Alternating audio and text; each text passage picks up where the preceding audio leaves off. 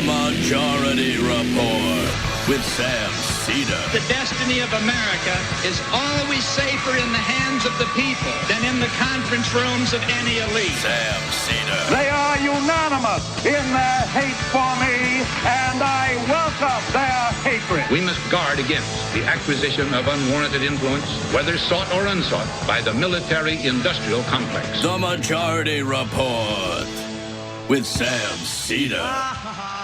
Ever get the feeling you've been cheated?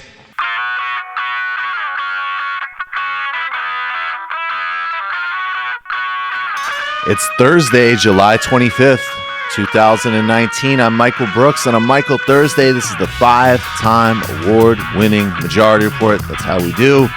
We're broadcasting live, steps from the industrially ravaged Gowanus Canal in the heartland of America, downtown Brooklyn, USA. On today's program, Fernando Tormos-Aponte, scholar at the strategy a fellow at the Scholar Strategy Network, and a postdoctoral fellow at the University of Missouri St. Louis. We are talking about the uprising in Puerto Rico. The governor resigns, but what happens next, confronting the colonial order and vulture capital as Puerto Rico celebrates? Governor Rosselló resigns, but what comes next? Does the junta board see an opportunity to increase its squeeze on the Puerto Rican people? GOP blocks election security bills within hours of Mueller's testimony.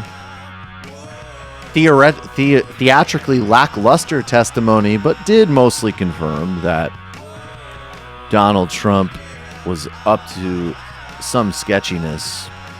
3 blasts rock Kabul, killing more than a dozen. Trump vetoes a resolution that would block U.S. sales of weapons to Saudi Arabia. That's right. In the same week that he is lying and smearing Ilhan Omar about Al-Qaeda, the president vetoed an arms package to Saudi Arabia. The Federal Trade Commission has hit Facebook with a $5 billion settlement for invasions of privacy. Some Democrats say it is not enough. Jeffrey Epstein found injured in his cell. Was it a suicide attempt or was it an attack? Iran hints at a ship swap as they have seized in the UK a British tanker, supposedly at the behest of the United States. Boris Johnson is now the UK's prime minister as clown fascism continues its march across the globe. All that and much, much more on today's Majority Report. How's everybody doing? Let's start with some good news.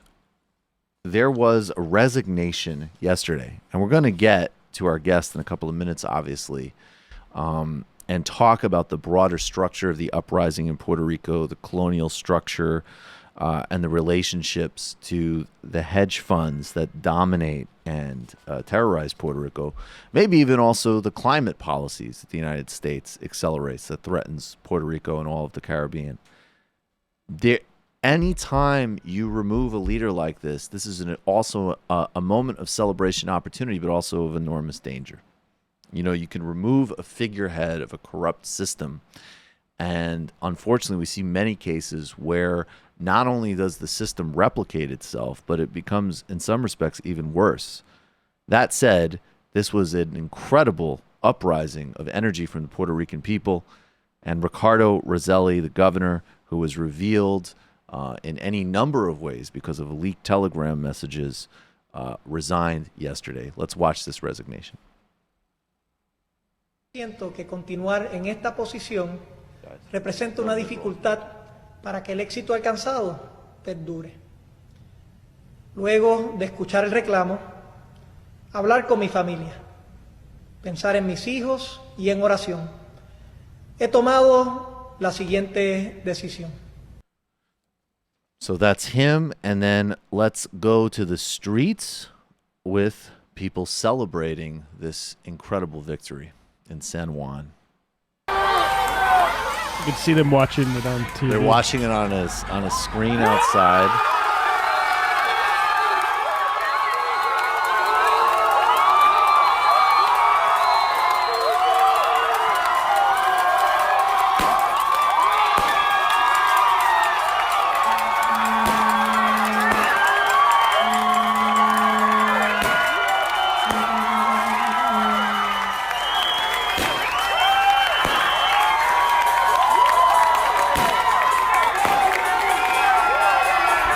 So there you have it. We'll see what comes next. The real question is, can the next phases of this movement and push take on, again, all of the other systems of colonial structure in place in Puerto Rico? We wanted to just do this throwback clip. Donald Trump's conduct in Puerto Rico has, even for him, been standout disgusting. And again, that's Donald Trump with standout disgusting.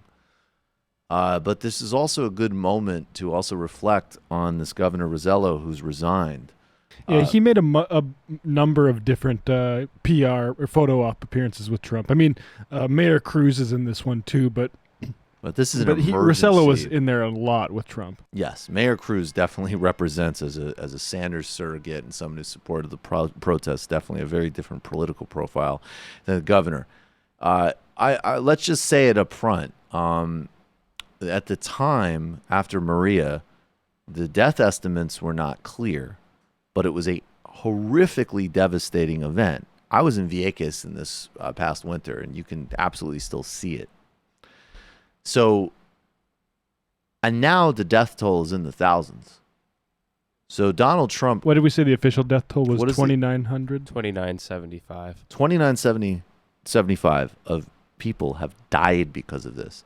Donald Trump used, and this is right in the wake of the catastrophe, to do an idiot brag and a totally inaccurate one about the death toll with Governor Rosselló. And I should say, Governor Rosselló, part of these Telegram messages, in addition to revealing corruption networks, in addition to the relationship between the government and this control board, which is implementing austerity on Puerto Rico on behalf of hedge funders, he also, in addition to any number of sexist, homophobic, and so on comments, made dismissive, belittling, and comments basically about the victims of Hurricane Maria.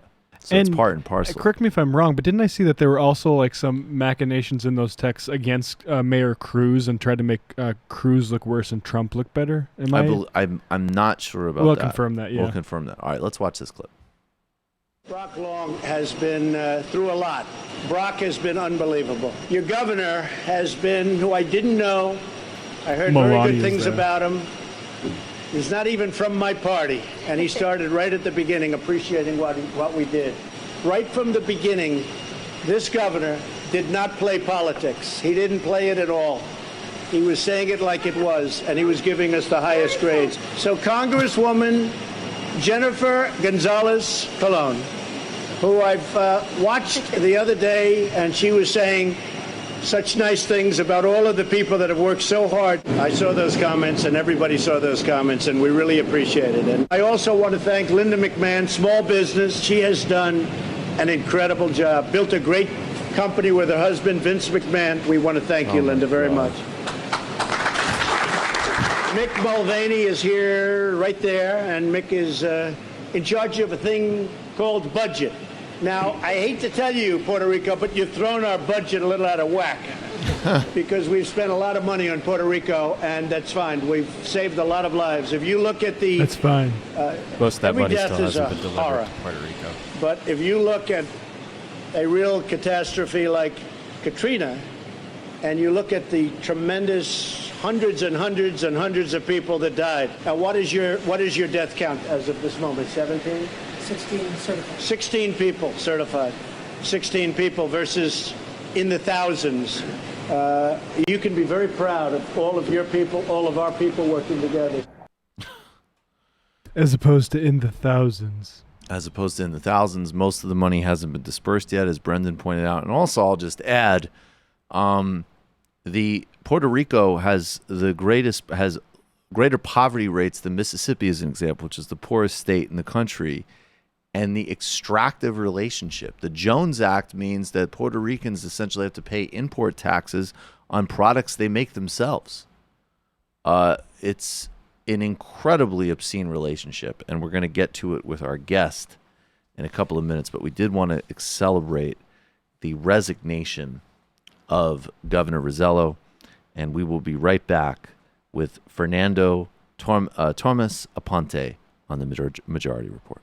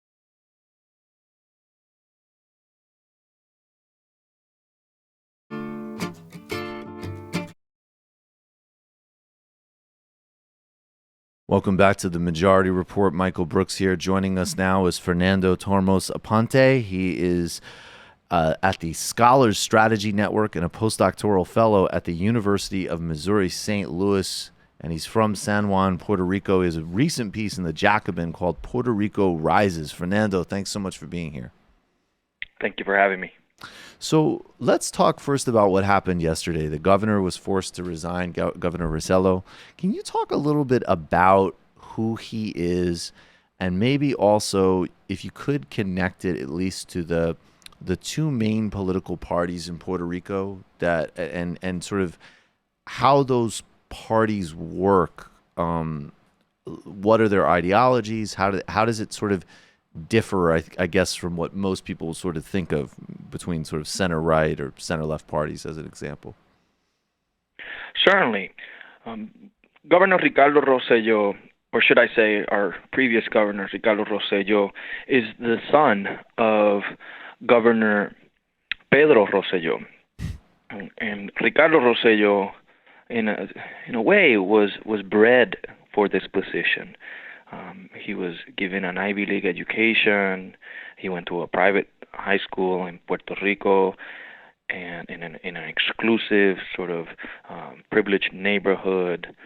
He had kept a somewhat public profile throughout his entire life, where he would always portray himself as an erudite, as someone who, if and when would take the reins of Puerto Rico, would have a plan for everything, because he was an intellectual. He had a PhD, he had a record of publications, and of course, this was how he portrayed himself in the campaign trail.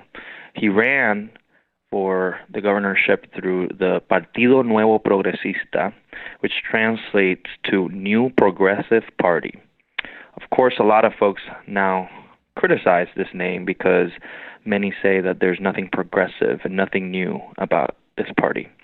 In fact, under this party, Puerto Ricans have been made to suffer through austerity measures that have been severely cutting social services such as education and healthcare, while the pockets of folks who are in the inner circle of people like Ricardo Rosselló have been lining up with government contracts, many of which are now under investigation. On the other side of things is the Popular Democratic Party. And this was the party under which we saw the change of Puerto Rico's status to what we now have, the Estado Libre Asociado, which translates to freely associated state. This name many have criticized because, of course, Puerto Rico is not free, it's not necessarily a state, and it's not really the association with the United States is something that is very much problematic. Both parties have, in the face of fiscal crisis, proposed the adoption of austerity measures. Both parties have faced corruption charges.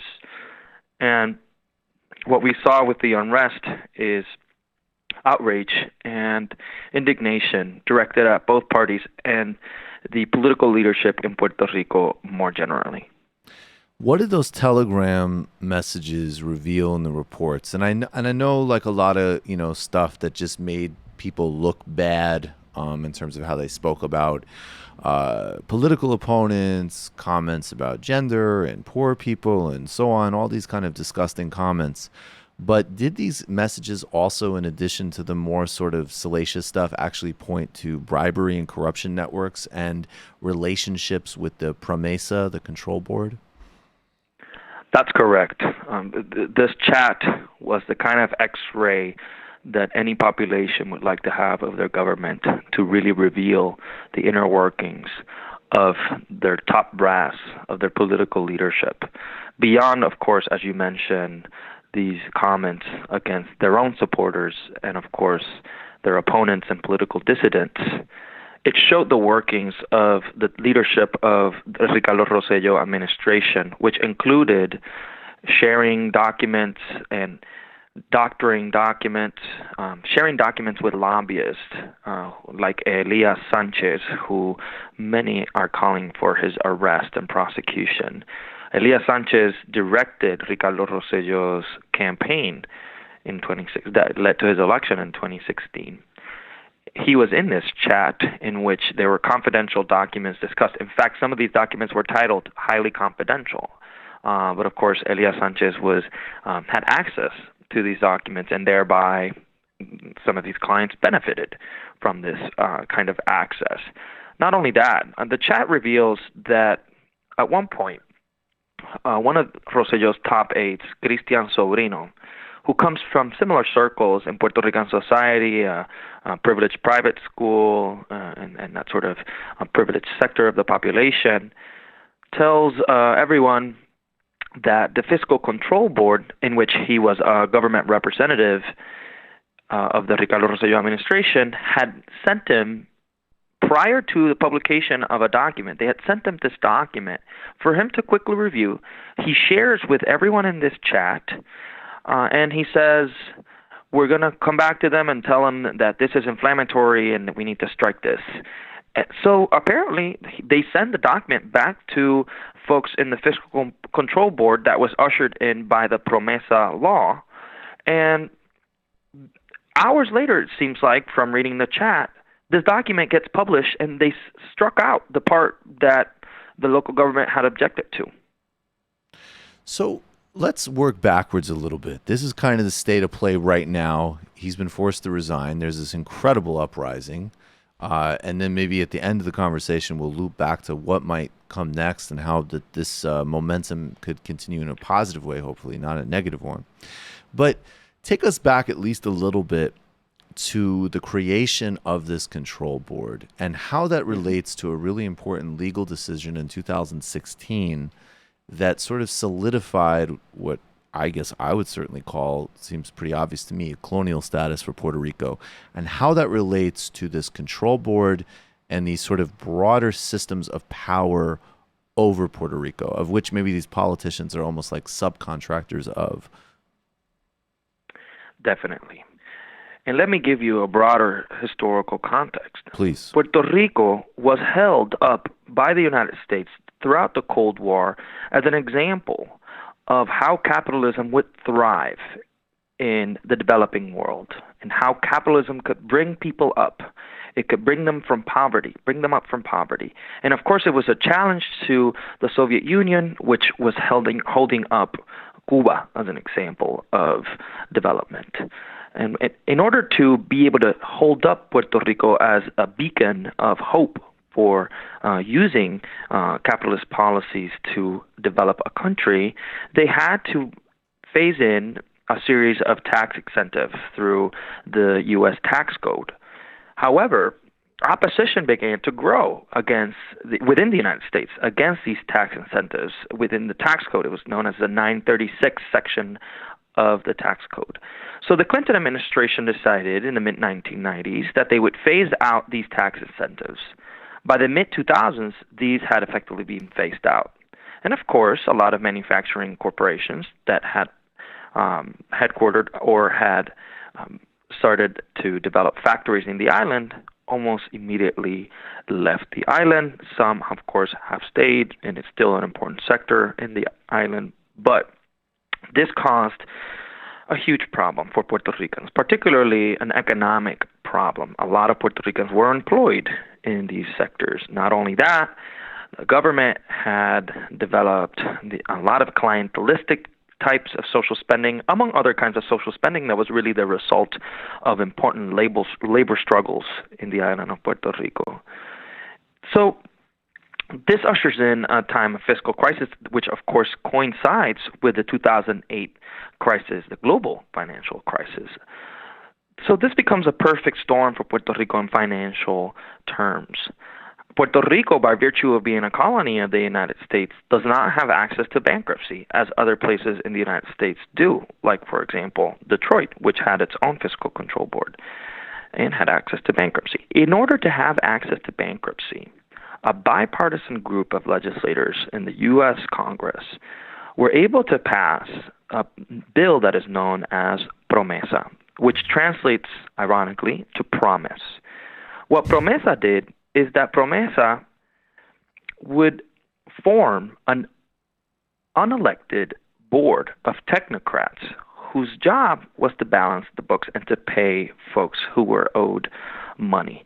These included folks that had pension funds that had invested in Puerto Rico bonds. It included hedge funds that had bought this out of pennies out of a dollar in bulk and were now demanding that they get paid the entire dollar out of that debt, which they, of course, bought for very cheap.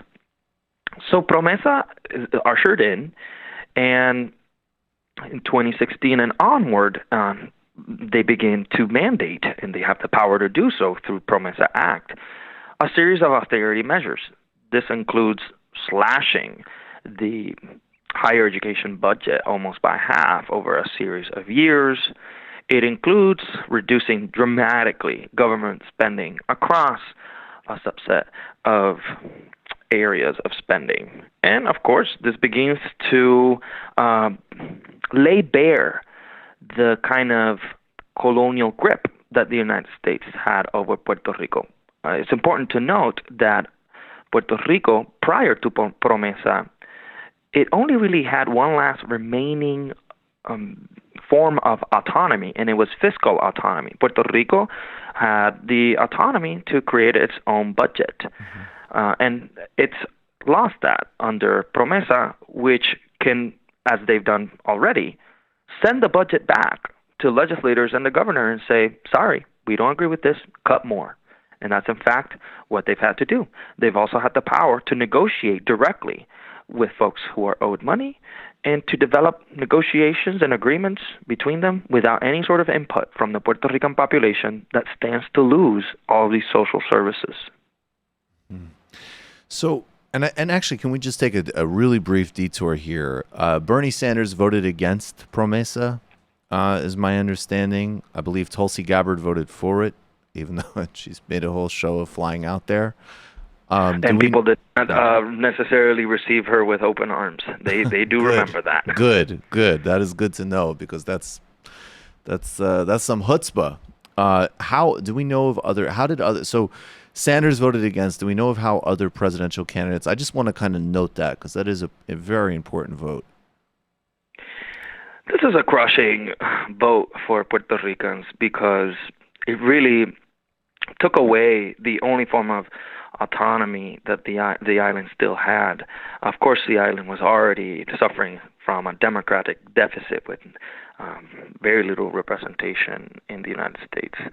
But this was passed with bipartisan support, overwhelming bipartisan support. And it's important to note that even many Puerto Ricans in the political leadership, the traditional political leadership that Puerto Ricans are now rebelling against, went to Congress and practically begged for this. Chuck Schumer, among others, Pelosi, congressional leadership. So this is very much a bipartisan bill, and there was very much consensus. The folks like Sanders were the exception to this norm of course, quote unquote, saving Puerto Rico from crisis. And one thing we hear very frequently in Puerto Rico, or about Puerto Rico, is that in the absence of Puerto Rico, let's say if Puerto Rico were to become an independent republic, that the Puerto Rico would be in crisis. And of course, folks in Puerto Rico who are critical of that discourse have said, well, we're currently in crisis, very much under the United States. Let's go back to, can we touch on the uprising against military testing in Vieques and use that as a bridge to what we saw in the last week, and maybe also a sense of Puerto Rican politics outside of this discredited political class? What is the left movement in Puerto Rico? What does grassroots politics look like there? And how does it connect to the movement in Vieques, and maybe even more historically, a very long-term anti-colonial effort, which even at times had some collaboration with, as an example, Irish revolutionaries seeking their independence. A lot of really interesting analogies between Ireland and Puerto Rico. But what does that, I guess, go in any direction you want, but specifically the left and movements outside of conventional politics and the thread, at least to Vieques and the military?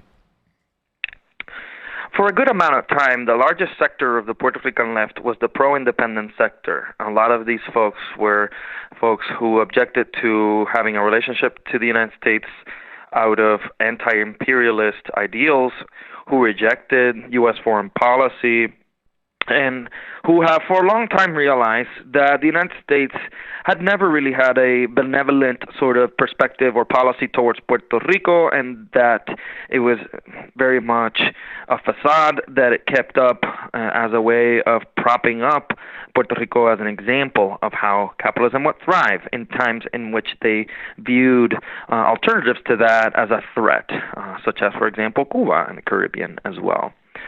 The pro-independence sector was very large in the island, but it also was heavily repressed.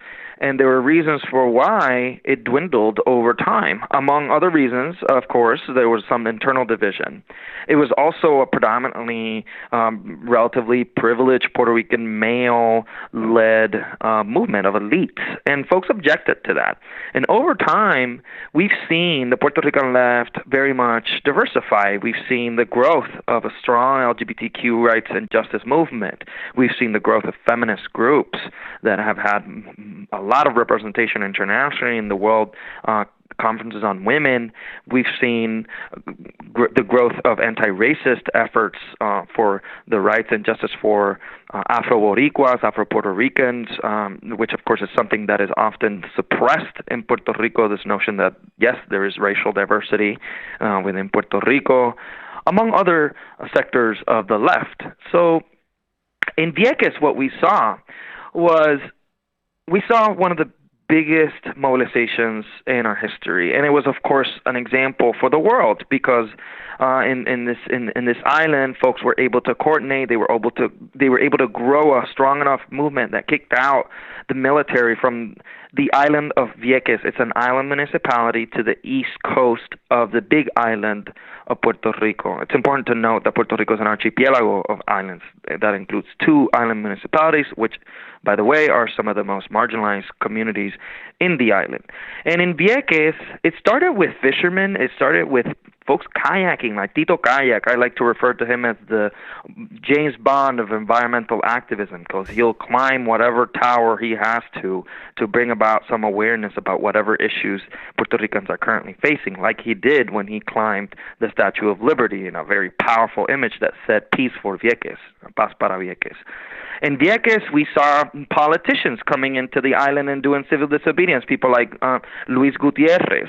We saw civil rights figures who came and got arrested as well. Some even served sentences in the federal prison in the island. And Vieques was our last big moment when Puerto Ricans exerted pressure on a powerful target and managed to get a huge victory. And that's why a lot of folks have been drawing parallels between the current unrest and Vieques, and that is because Puerto Ricans wanted folks to come out in numbers in these protests against Ricardo Rosselló.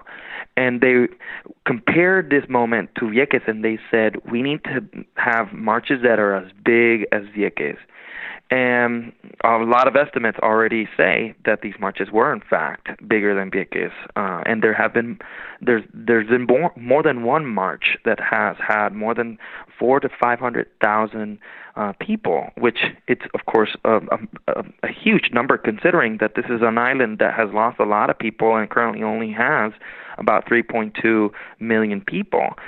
So that's a good amount, and we'll know after the census how much we have now. But there's a mass migration, and in these times of precarity, in these times of struggle under these austerity measures, for this amount of people to come out in the streets and demand the resignation of Ricardo Rosselló, it was a very powerful moment and surprising moment. And also, one thing that we need to know about these series of mobilizations is that the kinds of mobilizations that we saw in Vieques took years and took a lot of organizational planning and strength and resources to be able to bring out that amount of people to do civil disobedience in Vieques, to do advocacy on civil disobedience in D.C., and to march in the kind of numbers that we saw at that same time. We didn't necessarily see that. We didn't have that amount of time this time around. This happened in 2 weeks, almost, and really organically. But it's important to remember all of these groups that I mentioned that have been coming up and developing within the Puerto Rican left. There is a legacy of struggle. There was a major strike in 2010 against the Luis Fortuño New Progressive Party austerity measures that threatened public higher education, among other sectors. They laid off more than 20,000 people. So people had already been reeling from these austerity measures, and they were upset, and new groups had been formed. And so these groups were able to really inject some energy into these mobilizations through many means. It was surprising the ways in which they did that. Very creative. Folks used cultural work, direct action. They used music, and they called on their celebrities, and every well-known Puerto Rican across the world was called upon to say something and to act. And we saw a lot of Puerto Ricans abroad answering that call. So, and that's amazing. And so positive.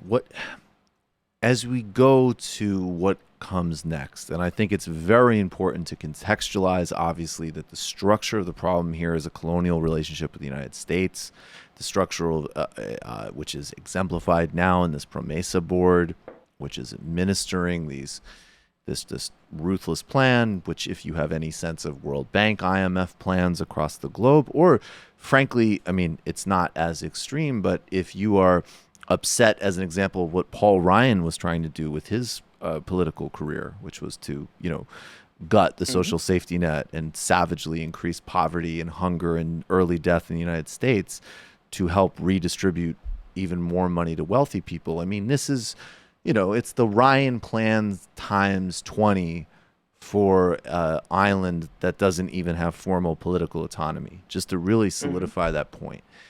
And now though, where do we go? And I just want to put two examples in mind. Kate Ashraf has a really good piece in The Intercept that came out either last night or this morning, saying that in this sort of period of this instability and uncertainty, the Junta board, which is what some people call Promesa, is seeing an opportunity, particularly in a sort of very inexperienced leader that will be taking the governor's place. And then Juan Gonzalez made this point the other day, I believe, on Democracy Now!, that plenty of examples, and Egypt was the example he used, of you have an incredible movement that removes a toxic figurehead, and then the system just replicates itself. So not to put a dampener on it, but what do you see as the more kind of strategic possibility here to actually reorient the situation more broadly? I think this is a very opportune moment for broad social change, as all moments of political crises are. And it's important to note that over the past 2 weeks, when folks were out in the streets, they weren't only chanting Ricky renuncia, Ricardo Rosselló resigned. In fact, one of the most popular chants were Ricky renuncia y llévate a la Junta. Ricky renuncia and take the board with you. So there's a long list of targets that folks are already, if you are monitoring social media or if you have been listening to some of the Facebook Lives, you have heard that folks are already calling on the person who is expected to be the next governor to resign. They're calling on the leader of the Senate to resign, Tomás Rivera Chats. They're calling on the president of the lower chamber of the House, Johnny Mendez, to resign. Folks know that this is a problem that is systemic and that solutions have to be crafted accordingly. And this is why today there was a major march at the Puerto Rico financial sector today. There wasn't, folks celebrated last night, but it was a short-lived celebration. And I'm sure there will be more celebrations. But nowadays, Puerto Ricans are learning that protest and further protests can be a celebration, as they showed last night when they had a dance party in front of in Old San Juan, close to the governor's mansion, and it was billed as a militant dance party, and folks are happy. They knew that they would win. During the march, the major march that took place this week, a reporter interviews a man that came from the municipality of Juncos, which is quite a ways away from where the march took place. He was an older gentleman, and she asked, but what happens if he doesn't resign? And he said very confidently, we'll take him out. So we're living in a moment where folks are pretty convinced that things need to change. We're living in a moment where we're all surprised because this is an island that has been traditionally marked by a lot of divisions, and all of a sudden we were seeing massive amounts of people, which we've never seen before, out in the streets, and people were talking. They were having conversations in public places, things that we haven't seen in years. And I think that the agenda is clear. There is a solid political leadership that's coming from the bottom up of groups like La Colectiva Feminista en Construcción, the environmentalist movement, environmental justice movement specifically. There have been folks coming. There's a coalition of folks that has been formed to audit the debt because Puerto Ricans argue that this debt was issued illegally, and thereby there are folks who need to pay. There are folks who need to be investigated, and any debt that was issued illegally should not be repaid. One of the chants that was heard on the ground was, that's not our debt, and we're not going to pay it. So people know that Ricardo Rosselló was just a figurehead here, and that he was just the beginning of what could be a cascade of series of political changes that may take place in the island. Final question. From the perspective of solidarity in the states, if you, as an example, are engaging in the Democratic primary, I guess, has any candidate, I mean, we talked about the Sanders exception on the Promesa vote. Has any candidate, would you say, has a sort of particular connection to progressive forces on the island? And if you were in a position where, as an example, you're engaging with one of these candidates or campaigns, what would be the most concrete thing to push for in terms of benefiting Puerto Rico and solidarity with left forces on the island? It's important to take note of the fact that one of the things that was contained in the chat was that at one point the DNC had adopted a measure in support of Puerto Rican statehood, and the Ricardo Rosselló party is a pro-statehood party. And in the chat, one of the things that they mention is that folks were criticizing Tom Perez for supporting statehood for Puerto Rico, and that's when Ricardo Rosselló said we should defend Tom, and he referred to Melissa Mark-Viverito, who is a political leader in New York, as someone who they should attack, and of course use a series of foul words to refer to her.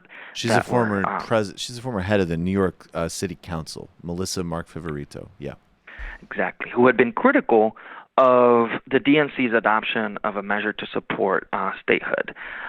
This is a moment where what we've seen, one of the most common responses in the United States from liberal sectors to the crisis that Puerto Ricans are going through is, this is an outrage.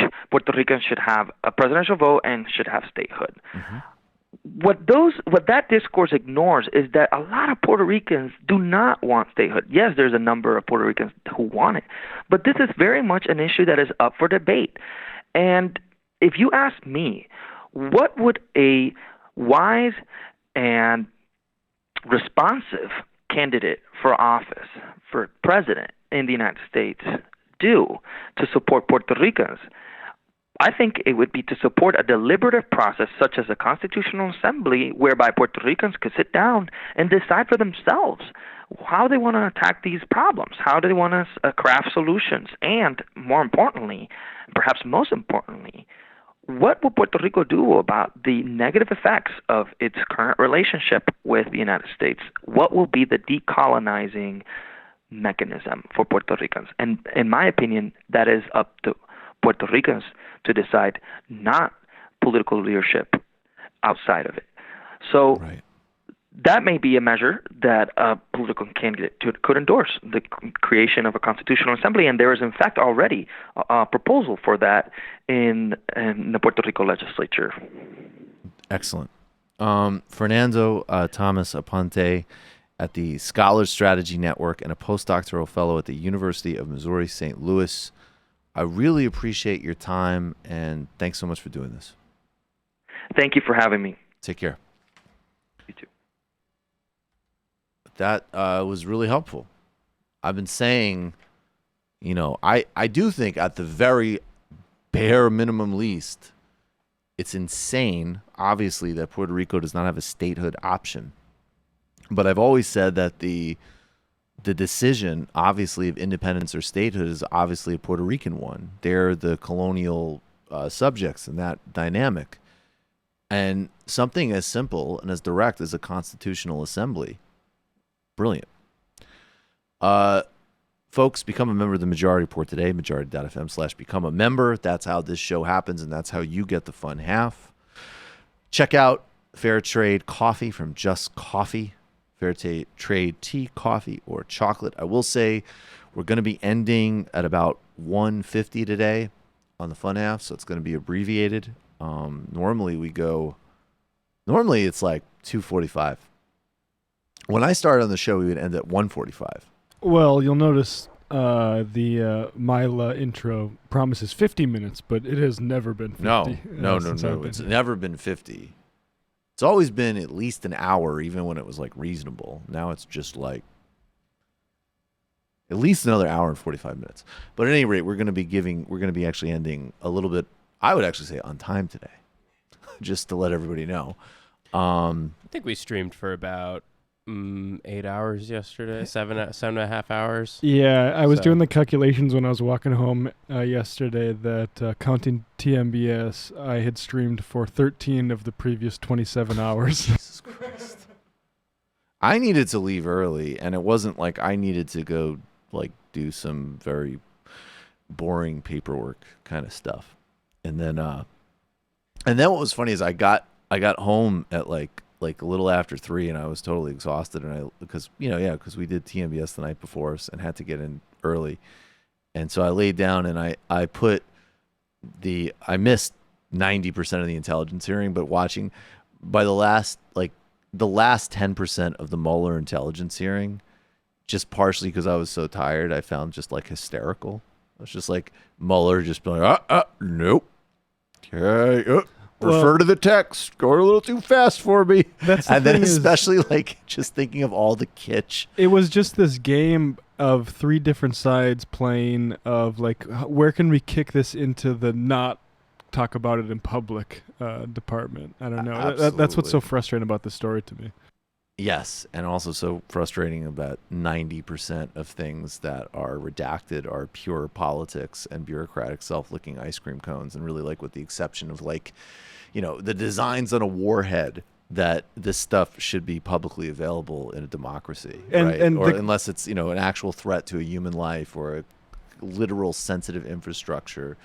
This stuff, and even means and methods, but like, come on. Ridiculous. And the contradiction between, and I like government investigations like this. I think some of them are just massive cover-ups, but others are interesting. You learn a lot of stuff. But the contradiction between this is for getting the public behind or riled up for an impeachment thing or whatever, right? To get whatever this is for. This is presumably for some sort of public airing of something, but there's so much that can't be public that what is really the purpose of it? Right. And also, just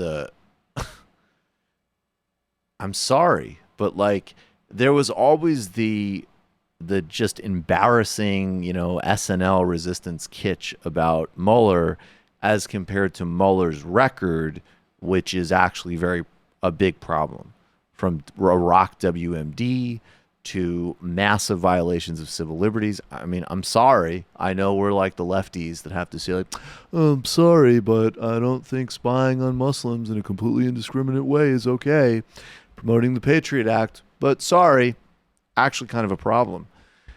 And I didn't think, I didn't expect much from those hearings, but the tonal distinction of the just like embarrassing kitsch of like, let's get De Niro to play him, and Mueller, of him just being like, honestly, what you'd expect. It was a little disarming because he really did come off as quite old, and that was sort of a thing. But like, even if he was more kind of like on the ball and didn't ask for repeats all the time, which clearly at a certain point was a tactic to eat up some time, in my opinion. But it's like, what?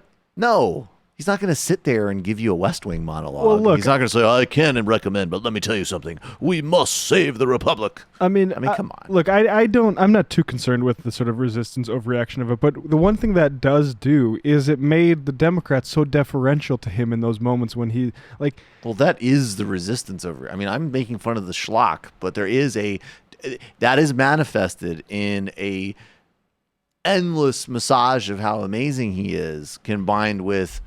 I won't even use the word impeachment to objectively, like, reaffirm what you're saying in the Escobar exchange. Well, and that's why the Democrats should have had a tone of like, of how the Republicans had. Like, you are either going to build trust with us, or we're going to expose you as a political operative here.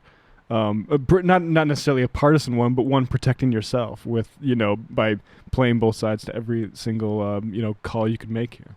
Which is how this whole thing is played out anyway already, right?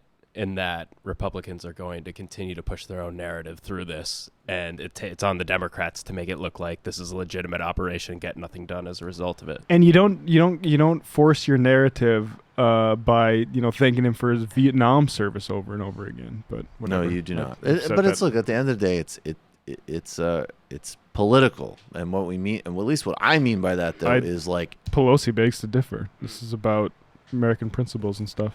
Yeah, well, that's what's great, is that if it was really about politics, which it is, you would just stop, like, you'd stop all the minutia of, like, when you called so-and-so, you could just say, like, hey, the Al Green option, this guy's nuts, and he's a racist. By the way, we're going to tie them up with a proceeding.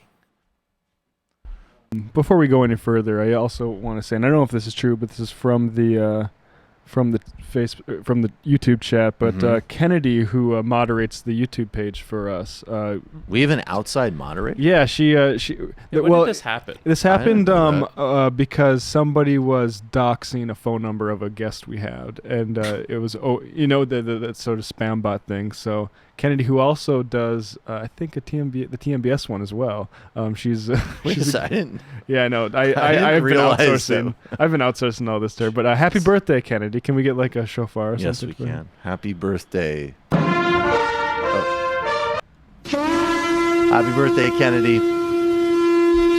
Thank you for your service. Folks, check out TMBS Michael Brooks Show on YouTube. Become a patron today. We are going to hit, I think, 2,500 this month. That's our next goal.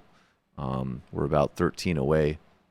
You get just truly abundant amount of extra content, and content that lasts because it's history focused, durable, but also extremely entertaining. Patreon.com/TMBS.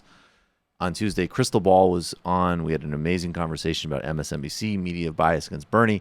Joshua Kahn gave us another amazing tactics for organizing lesson. Join today. Matt, what's going on? Literary Hangover. The most recent episode on Rutger Bregman's Utopia for Realists is now thrown into turmoil because Rutger has endorsed Andrew Yang's UBI plan. Although, would it be cool if Andrew Yang actually called him and he Yang was he was just like, now would actually be a good time to totally screw over Lek. I mean, I got a few messages from people on Twitter saying this completely destroys my episode, but I will say, if you listen to it, I think my criticisms of Rutger Bregman were on the political side of things, which is also where it is with Yang. So it's not a huge surprise that this is. It's very unfortunate. This is why I've grown a mustache. I've been going into hiding. Coming up, James Fenimore Cooper's *The Pioneers*, which is a very interesting novel. It's an interesting novel in that there's really no other way to read it besides a sort of Marxist. There's sort of enclosure stuff. Just very explicit. It's bizarre how sort of. It's almost like and it was written way before Marx too. It was 1821. Anyway, so that's coming up. Also, speaking of extra content, there's going to be some Matt Twitch stuff going on pretty soon, shit. And video game streaming probably on YouTube. So the people on Literary Hangover Patreon page will get the first bite at that. So check that out. That'll be in the next couple weeks. Kind of worked. All right, folks. We'll see you in the fun half. Left is best. Jamie and I may have a disagreement. Yeah, you can't just say whatever you want about people just because you're rich. I have an absolute right to mock them on YouTube. He's up there buggy whipping like he's the boss. I am not your employer. I'm tired of the negativity. I'm sorry, I didn't mean to upset you. You're nervous, you're a little bit upset, you're riled up. Yeah, maybe you should rethink your defense of that, you fucking idiots. We're just going to get rid of you. All right. But dude, you want to smoke this joint? Yes. Do you feel like you are a dinosaur? Since good shit. Exactly. I'm happy now. It's a win-win. It's a win-win-win. Oh, hell yeah. Now listen to me. 2, 3, 4, 5 times. 847-906-501-457. 2, 38, 56, 27. 1/2. 5 eighths. 3.9 billion. Wow. He's the ultimate math nerd. Don't you see? Why don't you get a real job instead of spewing vitriol and hatred, you left-wing Limbaugh? Everybody's taking their dumb juice today. Come on, Sammy. Dance, dance, dance.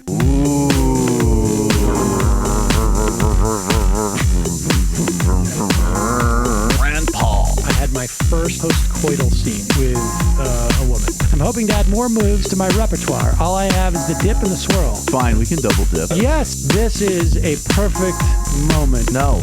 Wait, what? You make under $1 million a year. You're scum. You're nothing. Excuse me? Fuck you, you fucking liberal elite. I think you belong in jail. Thank you for saying that, Sam. You're a horrible, despicable person. All right, gonna take a quick break. I want to take a moment to talk to some of the libertarians out there. Take whatever vehicle you want to drive to the library. What you're talking about is jibber jabber. Classic. I'm feeling more chill already. Good. Donald Trump can kiss all of our asses. Hey Sam, hey Andy, you guys ready to do some evil? Hitler was such an idiot. That guy might be a Nazi. Agreed. No. Death to America. You. Yes. Wow. Wow, that's weird. No way! Unbelievable. This guy's got a really good hook. Throw our hands up. Ooh. Wow. But Sam, I gotta get off. No worries. Let's. I want to just flesh this out a little bit. I mean, look, it's a free speech issue. If you don't like me, Hey, shut up! Thank you for calling into the Majority Report. Sam will be with you shortly. Welcome to the fun half. A square on the AIM. Mike, you guys get the best sources. Your guests your guests summarized the last 15 days and what's next clearly and accurately. Yes, that was a great guest. And thank you. Mormon apocalypse. I don't know if I can read all of this but let's start with the Thomas Sankara quote. A soldier without any political or ideological training is a potential criminal. Right. That's a very good quote. And Thomas Sankara was a military man, in fact, for those that don't know. Incredibly important revolutionary leader. Look up Thomas Sankara. Look up my shows at Milton Alamati. Just finished listening to your feed of both hearings. I think it's clear to me that Mueller does not care about who he is or isn't the president. I don't think he really cares whether or not the president has committed a crime. I really think the only thing he cares about is that Russian adversaries interfered in our election process in 2016, and we aren't doing anything to prevent it from happening again. You know what would have been I think that might be a fair point. Interesting question on that front from a Democrat would have been, to blame Republicans for Christ's sake, right? Like, see, this isn't about Trump, right? I mean, that's right. I mean, look, there's so many parts of this, and I'm with Sam in terms, and I think anybody with common sense that, like, obviously I don't want foreign countries, but I also don't want oligarchs, and I also don't want corporations. Like, the Koch brothers are an infinitely bigger danger to the United States than Russia, right? All of the companies that control this country's political process are an infinitely bigger danger to the United States than Russian interference. I should be specific about that. The arms race is a separate enough issue, or our respective arsenals. But okay, but then one part of that is just the reality. Even if you want to discount the morals, the reality that the United States does the same thing more aggressively or with equal aggression and in a wider scale across the globe because we're still the most powerful country in the world, right? So I have no interest in answering U.S. imperialism with Russian or Chinese imperialism. That's not my point at all. But the reality is that as long as we're playing that game, we're playing that game. And it's going to happen. And, moral hectoring is going to make no difference. That's the structural part. The smaller part is, in fact, yes, this is another huge strategic miscalculation. It might work. Well, it works in the worst ways, because then you can launder the reputation of the intelligence services and people and, horrific hacks like David Frum and Bill Kristol. But if you make it about Russia, you help feed the national security state and warmongers, which MSNBC and elite Democrats and all that do all the time, because many of them are, in fact, the same thing. You don't deal with the structural issue of, as an example, you know what? Maybe we all need to sit down together and come up with a Geneva Protocol for the 21st century that deals with how are we going to do drones? How are we going to deal with hacking? How are we going to deal with companies in the tech sector which move fluidly in between government, military, and the private sector? What are we actually going to do? Is there a norms for tech warfare in the 21st century, right? Like, that would be on a policy level if you wanted to, and nobody has any interest in doing that, right? I mean, I remember, I think in one term of Congress, Ro Khanna introduced legislation basically saying, like, absolutely, don't interfere, and the CIA should be following the same protocols we demand overseas. Not many co-sponsors. So then the smaller point is, don't make it about Russia, make it about Republicans. And don't just make it about Trump. See, they just did, it's Russia, Trump, Russia, Trump, Russia, Trump. What they could have done is led with the reverse, which is, these people are so craven, they won't even do a basic election integrity security package because they don't care. Because, in fact, if we go to the broad terrain of civil rights and voting rights, we know that they're anti-democratic. We know that they win on suppressing the vote. And, in fact, let's peel it out another layer. This is connected with the ethnic cleansing, concentration camps, and immigration policies that these people are pushing. Make it about Republicans. Make it about oligarchs. Make it about democracy, not Russia, Russia, Russia. And again, I'm not one of these people. Look, Russia can fit into that narrative. If you have an actual thing about Russia that fits into that narrative, that's fine. I'm not somebody who's like, oh my God, never criticize Russia. They are misunderstood and blah, blah, blah. And if you say anything or have any conflict, we'll have a new war. No. But if you turn it into some type of like dumb TV show about Russia and in fact fuel Russia-phobia and just rank paranoia and irrationality, you will not get the bigger picture. And I think that that's very astutely observed, that somebody like Mueller, as basically a member of the just sort of national security state apparatus, and I may add a Republican. I mean, look, it seemed to me, reading between the lines, he doesn't like Trump and maybe thinks something should be done about him.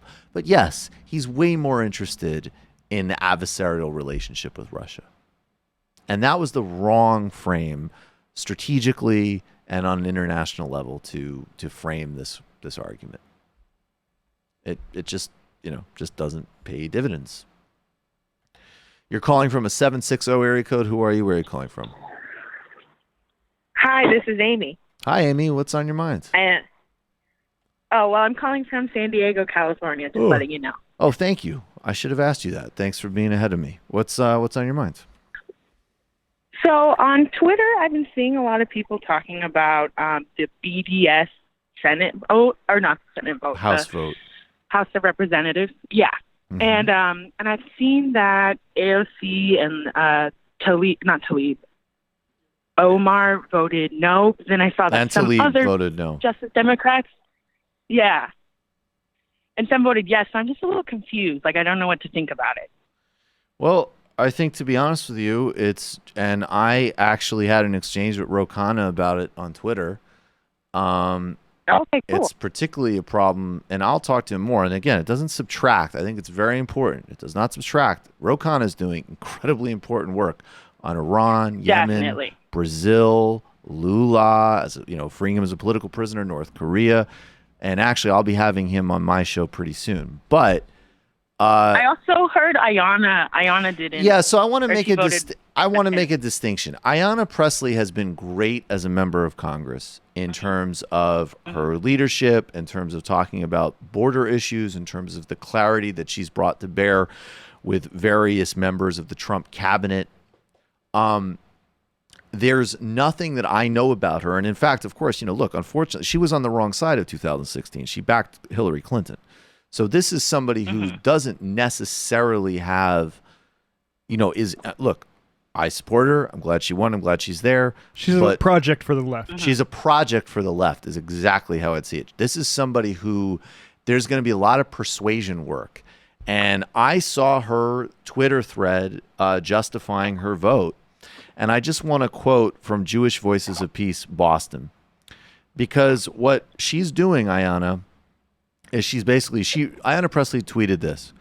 What I heard resounding in community was that voting yes on this resolution affirmed to my constituents raised in the Jewish faith Israel's right to exist, a view I share as a supporter of the two-state solution. Jewish Voices for Peace Boston said this: the Jewish people are not a monolith. We are Jewish. We are your constituents. We stand in support with the Palestinians. We asked you to oppose hashtag HR 246. You voted for it. Ayanna Pressley, please don't use the Jewish faith as an excuse for your vote. And I have to say, Ro Khanna, it's just completely, look, this bill is not an affirmation. It's a anti-BDS bill. It's a bill that disincentivizes and, in fact, most importantly, if you're a member of Congress in some respects, threatens the free speech and free expression of people who want to do politics. And one of the great ironies in the IDW era is that bills on a state level that relate to Israel boycotts are actually some of the only areas where there is literal government infringements on free speech, right? Yes. And I don't know what their motives are. I think in Presley's case, this is someone that I want to see a lot more of her work, frankly, on foreign policy, and I don't trust all of her political instincts. And in some ways, that means, there's a bigger project there for the left, as Matt says. And I would, look, this is also an incredibly important and super promising leader doing some really good stuff. So use it as an opportunity not to trash somebody. In Ro Khanna's case, I'd say exactly the same thing. But in both of their cases, the justifications are, look, when people start saying, feely stuff about identity politics, which is what that comment is, and then John Lewis voted with us, which is a human shield vote, and then that people have told me that it actually won't be bad. That means a lot of people are saying it actually wouldn't infringe on the First Amendment. It's a bad, unjustifiable vote. And it empowers reactionary forces. I actually have to say AOC, who has not always impressed me on foreign policy, massive props to her. I went and actually made sure to shoot her $10 after she voted the right way on that. And Rashida Tlaib and Ilhan Omar. And it shouldn't be this way, because this should not be an identity politics issue. But I think it's also undeniable because they have certain, different backgrounds. I mean, Rashida's Palestinian. You finally have Palestinian in Congress being like, yeah, we're actually human beings. We're not just here to get white phosphorus poured on us and have Netanyahu make horrific scare videos about us. We shouldn't live under an apartheid. We really need to do a new version of Home Improvement with Tlaib on. Oh, Tlaib would be great. It's like, well, it turns out we're actually fucking human too. No, that's the wrong wrench. So look, I mean, my short answer is it's a terrible vote, and some really otherwise, good people voted the wrong way on it. And you can push them politely and they will have no justification. And I will say, in Ro Khanna's case, he's spoken in a very moving and I think sincere way. Again, he does a lot of really great work on foreign policy. He was totally brave on the Venezuela vote. But he talks about, having a family with serious I believe his grandfather was imprisoned as part of the Indian liberation struggle. I don't understand how you have that political trajectory and not understand the vital role of nonviolent boycott, divestment, and sanctions to end apartheid in the Middle East, especially when, and also now, anytime somebody just sort of, it's one thing to support the two-state solution. That, in my view, is a valid perspective. People who talk about the peace process are hustling you. The peace process was barely real to begin with, and it's been dead for decades. And the fact that this vote took place and literally a day that the Israelis were demolishing and ethnically cleansing people across East Jerusalem, the pablum of the liberal 1990s rhetoric on this apartheid issue is done. So it's a wrong vote, and the focus now should be Ilan has a free speech affirming vote on this, and Ro Khanna and Ayanna Pressley and anybody who has, I mean, look, anybody who cares about the First Amendment, but let's just be real here. Anybody with progressive credentials needs to be on the right way on that vote. Let's start pressuring Katie Porter on this too, because she likes to get a lot of sort of like squad marginal press. So she needs to start being better on this too. Yeah, she likes to be the reasonable squad, and also always just keep a marker out that these BDS votes and things like trying to draw up sides and wedges between Democrats is going to be Israel. And it's happening with Democratic sponsors and things too, using these center-right Republicans as like the bad guy cover. So always be aware of that as well. I mean, the whole BDS thing ended the Women's March, right? Like with Linda Sarsour. Yeah, it was amazing. Yes, the largest protest against Trump. Right. No, I think, yes. And I just think, like, look, we need to be real about this. Is anti-Semitism one of the most powerful, ugly, malignant forces in the world that, in fact, is resurrecting itself in a very powerful way right now? Absolutely, 100%. Is Israel not only a structurally human rights violating ethno-state, it is a precursor. Israel is the first alt-right state of this iteration. There's a reason that Netanyahu is joined at the hip with Trump and Bolsonaro and Modi. There's a reason that Israeli politicians have been building connections with historically fascist parties in Europe. You cannot pretend that this country is anything other than it is. Period. It's just not tenable. As Dr. Cornel West says, we have a Frankenstein fascist in office. Yes. Yes, absolutely. So that's what I would say. And as I said, they don't have any John Lewis, trash identity politics, and I've actually heard from other lawyers, does not an argument make. Thank you so much for the call, Amy. Appreciate it. Thank you, Michael. Bye. Bye. You're calling from a 478 area code. Who are you? Where are you calling from? Good afternoon, Michael. This is Jeff in Georgia. How are you today?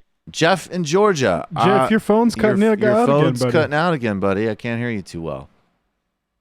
Oh, hey, hang on a second. Oh, now you're better. Maybe a little better. Yep. What's on your mind? Hey, real sorry about that. It used to be good when I stayed out there. I wanted to talk a little bit about a small town in Georgia called Lumpkin. Lumpkin. It's in the far southwest. Lumpkin, Georgia, that's right. It's in the far southwest corner of the state. Not too far southwest, I guess. Southern, rural Georgia. Not too much money in that county or in the city. Less than 2,000 people live there. A Mexican national died there yesterday at the very large ICE facility, the Stewart detainment facility that's run there. In fact, that facility holds about as many people as live in the whole town of Lumpkin, if you can believe that. He was picked up about a couple months ago for the incredibly serious and heinous crime of public drunkenness.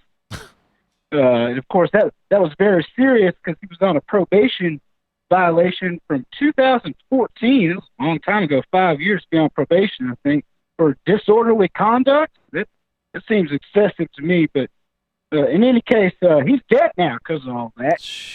And I just want to make the point that literally, not to be too cute about it, but I've been drunk in public hundreds of times. Yep. Yep. And something like this would never happen to me. And there's one reason for that. It's my white skin. What's happening in this country is a systematic ramping up of ethnic cleansing. And it's happening in my backyard. So I just thought I'd call in and share that story with your audience.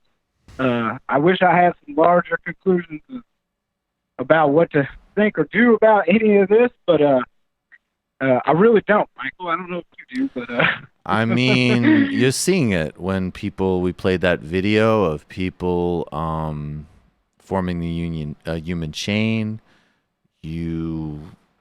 We talk about it, we raise it, we demand that, as an example, I mean, look, the 4 different Congress people who've actually shown leadership on this. I mean, we're doing and people are doing all the things that you can do. And it's extremely unsatisfying because I missed one thing, and I'm sorry. Sure, go ahead. Because I forgot to mention, this facility, like most facilities of this type, is run by a private company. Mm-hmm. There are 2 big ones. This one's a Core Civic institution. Yeah, and it does remind me that, one thing we could do is to take the profit element out of this human misery. That might help ameliorate the situation a little bit. Maybe we could try a little thing called socialism. I don't know. Well, I've heard about these days a little bit. I don't know. You've ever heard of this thing called socialism, Michael? I'm a big fan, but I'm not aware. I'm into Afro-Maoism, Islamic Afro-Maoism. Thanks for the call, Jeff. Appreciate it. Thank you for highlighting that. We got to keep. I mean, part of what's also just so depressing is you just simply need to just tell those stories. You're calling from a 510 area code. Who are you? Where are you calling from? You know what time it is, Michael? What's good, man? Fresh off of your dramatically short bout with Jesse Lee Peterson. James, well, I believe this is James Cash. Cole James Cash, yeah. If I could just get a little bit of time on this call, Mike, I appreciate it, man. Yes. First, I want to talk. You know how we told Jamie about Magic City, right? Yes. Strip club. I was thinking about it. I was like, I don't know if she could really enjoy it because, let's say the DJ is like, the strippers start coming out. They're like, hey, yo, it's a hot girl summer, y'all. And she's like, I feel like nobody's really concerned about climate change. You know what I'm saying? Like, I don't know if she could really enjoy it, man. Well, I think you have to test it out. She's not here to defend. Nice taking shots at somebody who's not here. Oh, I mean, that happens on this show. Man. I think it's okay if it happens sometimes to everybody. No, it's not no malice, any negativity. We know it's no malice. I it's funny. I could see scenarios like that. What else do you got on your mind? And secondly, I just got to say it. Sam Seder took all my women, man. You know what I'm saying? He got all my women. All right. Where did you hear that he was 6'6"? What? What are you talking about? Cole thinks Sam's 6'6" tall, and Sam is definitely. If not. Sam was 6'6" tall, this would be a much scarier job. Yes. God damn it! Can you imagine? So, it's like the rage of an impotent Saul Rosenberg and the height of LeBron. What do you have when you combine middle-aged Jewish powerlessness and actual physical intimidation? No, he's not 6'6". So basically, man, I don't know if you'll play the video today on the show or at all, but I wanted to tell you, Michael, before I say anything, you knew when I spoke to you in January, you knew this was how it was going to be when I get into these guys' shows or in their presence, man. I'm not going to pretend like I respect these people. I'm not going to debate. I'm not going to have these intellectual squabbles because they're disingenuous actors. Right. At the same time, I probably should have waited a little bit before I started roasting him. I was going to say, if you want a little constructive feedback, just go in a little cooler next time so that you can get the payoff when you call him a sad little pile of secrets. You can get that in at about the 8-minute mark. Yeah, so next time, if any of these free speech warriors got the courage to bring me on, I will definitely, be a little bit more civil, But one of the main things that I did not get to, which I was going to ask him about, one of the main reasons, like, I really don't respect what's going on is because, remember, I had told you that white supremacist and eugenist white supremacist and eugenist John Tanton what he was doing is he's astroturfing. First of all, Jesse Lee Peterson started with the Heritage Foundation. You know what I'm saying? And I don't know. Mike, I don't know who John Tanton is. I don't actually know who this guy is at all or what his politics are. Rich white dude, white supremacist. So he died like 1 week ago. He died? He was the head of the he died last week. He was the guy who started that FAIR anti-immigration organization. Oh. And okay. Yeah. Now before you know what I'm saying, before he started, you know what I was gonna tell him, Michael, if he was gonna cut me off, I was gonna be like, why won't you let me talk? You mad. Where you get your start? Heritage Foundation, I got dirt on you, doggy. I got locked and loaded, but I couldn't say it. No, he was off with you quick. Going a little cooler next time. But yeah, definitely. So basically, Jesse Peterson started with the Heritage Foundation, and then eventually he moved into this organization called BALA, which John Tanton, like I said, that FAIR group, it's one of those like black anti-immigrant front groups. Got it. But the key thing is that there's another organization. It's called PFIR, and that's like bullshit. You know what I'm saying, progressive, immigrant shit for black folks. But the thing is that this woman, Leah Durant, sat on Jesse Lee Peterson's board for BALA, but also sat on this PFIR board, which Yvette Carnell also sits on. And Yvette Carnell is one of those ADOS reparations affiliates. So it's just a group anti-immigrants that, no reparations and this and that. Right. And then you got one group that's like, no, we want pro-reparations and things like that. I mean, which is it, Jesse? Is it Uchiwali or is it one mic? You know what I'm saying? It's like you have these two organizations headed by this white supremacists, and my thing is like that ADOS shit, man. I'm obviously for reparations, but what they're doing, having a white supremacist help you astroturf your group, like Leah Durant, who sat on both boards, who wrote for Be Dare. You know what I'm saying? She wrote. Wow. Okay, got it. I would really read. I would really read. Everybody should. Whether or not you agree with the conclusion of the argument, everybody should read Adolph Reed's critique of reparations because it shows you how it is subject to that type of maneuvering that you're talking about.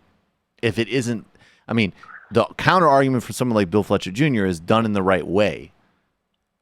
Reed opposes them for a variety of interesting reasons, but it's important to have like a strategic understanding around them, and it shows up in exactly the type of slimy connections you're talking about. But we got to run, man, because we have to end early today. But look, we'll see you in Atlanta. All right, much appreciated, Michael, man. Much appreciated. Always. Ghetto News Network. Check it out. Get it. That was hilarious. Jesse Lee Peterson was not having that. I literally went. I was in the bathroom for 45 seconds at most. No, because you wouldn't have. It was a minute 49 seconds long. Minute 49 seconds. But that explains a bit of the no. That explains a bit of the nationalistic exclusionary part of ADOS that I've noticed a little bit. There's also a good critique on the Black Agenda Report. I'm forgetting the author's name. Glenn Ford. I read Glenn Ford. I know I believe he's the editor of that website. Culturally rich, Richard Marxist. Culturally Richard Marxism. Really enjoyed your 8-hour chatter tube feed last night, gang. Honestly. Matt and Jamie yawning at their phones and Sam picking food out of his teeth. Candid stuff. Hey, the views don't lie. Yeah, the views don't lie. Yeah, exactly. Jay Tingle, happy birthday to Hell's Duchess. That must be, is that Kennedy? Is that Kennedy, Hell's Duchess? Oh, I don't know. That's not what she goes by on the Green Corn Rebellion show. Greg from Oklahoma. On the Green Corn Rebellion show last week, I pulled a Sam Seder and interviewed one of my best friends on the show. But instead of it being an awkward hour, like Sam's recent interview with H. John Benjamin, it was about 10 minutes and not awkward at all. Everyone should please go watch my interview with my friend Caitlin Fine on my YouTube channel. She's doing amazing things. I'm really proud of her and what she's been doing. Very nice. That sounds like Sam could learn a few things from you about how to conduct relationships. I caught it. Yeah, I was going to say. I caught a Green I'm Corn really Rebellion proud show. of you. Oh, okay. Plug the podcast. Green Corn Rebellion show. It's a YouTube show. Gregory's working on it. Gregory from Oklahoma. In Oklahoma, yep. Talented young MR correspondent. We've got little covering MR satellites all Yep. across the country now. The MR farm system. That's exactly what it is. It's absolutely a farm system. Well, that we don't really have to do much about. Yeah, it I was going to say, like, hey guys, farm system. Except we're totally lazy. Bernie Sanders absolutely reminded everybody why he's bringing something totally different to the race at the NAACP convention. It is both shocking and obscene that we still don't have national health insurance for every human being in this country. It's frankly obscene and utterly unnecessary. You don't have full health insurance for every single person in the world. But this kind of mission, this clarity, this purpose of communication combined with over 40 years of consistency to back it up, even when these ideas were marginalized, that's what Bernie Sanders brings. And here he is bringing it at Detroit at the NAACP. Of the world. We need to do what every other major country on earth does, guarantee health care for all people as a right. We need to make public colleges and universities tuition free. We need to cancel student debt. We need to adequately fund HBCUs. We need an unprecedented grassroots movement that tells the 1% they cannot have it all, that this country belongs to all of us, not just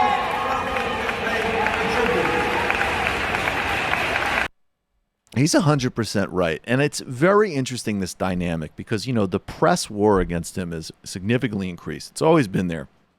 But we saw that Mimi Rocha, that totally disgusting, vapid segment on MSNBC. We see the relentless marginalization in Politico. And it's obvious that in a lot of these people's cases, it's literally their own class position, as well as their own attitudes and elitism. And that's an incredible juxtaposition, right? Because the more numbers that we get from the Bernie Sanders base is that, and we've always known the rap that he isn't a broadly appealing candidate is basically a lie and basically a hype cooked up by the disingenuous attacks from the Clinton campaign in 2016.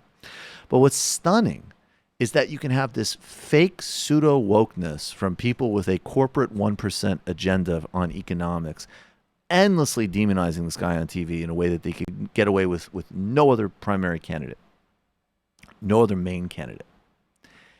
At the same time, they are constantly, directly and by default and omission, delegitimizing, destroying, and in fact, in this case, literally erasing a broad-based coalition of people across backgrounds who are dealing with the ruthless and relentless material deprivation of this society and responding to Bernie Sanders because not only does he have the most full, complete diagnosis and response of the crisis that America is in, but also because he has an unparalleled record of commitment to back it up.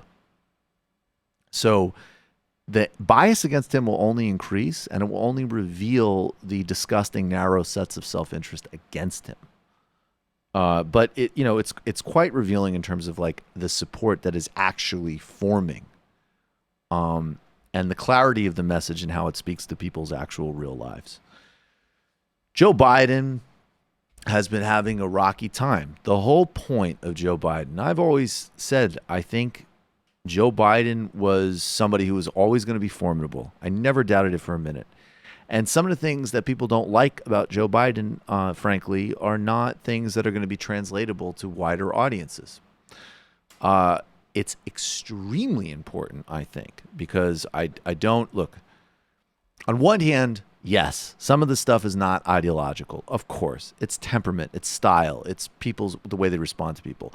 Conversely, I'm quite confident that if Bernie Sanders was traveling across the country with the same presentation and the same person saying, we need to get serious about reining in entitlements, he would not be the most popular politician in the country. So let's not be delusional and oversell that argument. It is a fusion of both. And actually, in the best cases, you have a seamlessness between your public brand and how you communicate and what you represent ideologically. That is a very significant advantage that Bernie Sanders has. There is a seamlessness from his life story, his total commitment, even when it was marginalized, in the Reagan and Clinton eras, the Bush eras, and even most of the Obama era. And then the fact that, he has the plans and the agenda. In Joe Biden's case, there is a lot of people, I would say, who actually still think that this guy, that the middle class brand is what properly represents him, and that because he served with President Obama, and because he can point to certain very not bold areas, but narrow areas of liberal votes and initiatives, that he's someone who is instinctually and stylistically on the side of middle working class people. Bernie needs to get on stage with Biden and say to him, what is the middle class? What are you talking about? Who are these people? Did the middle class need you to make bankruptcy impossible?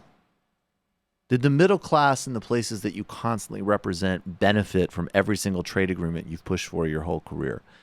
That's the area where I will believe, and I don't hold this against voters at all. This is our job and politicians' jobs.